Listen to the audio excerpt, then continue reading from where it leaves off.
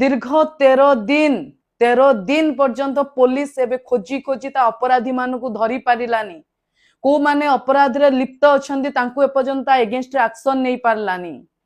खोद उपमुख्यमंत्री प्रभाती परिडा अंचल एई अवस्था बीजेपी प्रवक्ता माने काली टीवी रे बसी कहबे त्वरित पदक्षेप नउछु। आज्ञा नमस्कार।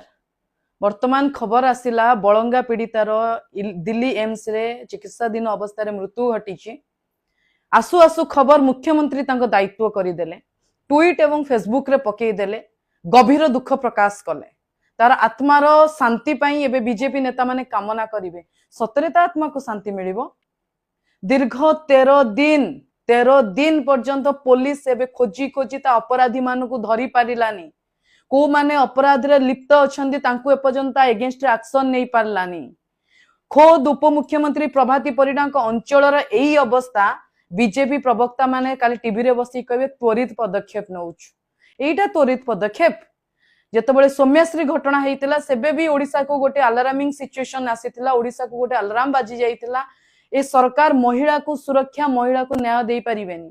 आजी आ गोटे अलार्म बाजिला, सरकार महिला विरुद्ध रे होतिबा अपराध रे अपराधी मानकु भी धरी परिबारे अक्षम।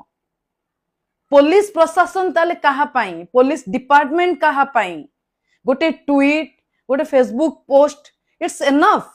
एटा गोटे एनफ। 13 दिन हैला गोटे अंचल रे गोटे झियर उपरे किरोसिन पके कि डियासिल मारी दिया जाउची, 70% अंश ता शरीर रे जळी जाउची। तार अपराधी मानकु न धरि कि ता मृत्यु खबर आसु कि न आसु सरकार तांकर गोटे ट्वीट गोटे फेसबुक रे पके दे कर्तव्य सरी गला कि साधारण जनता विचार करंतु।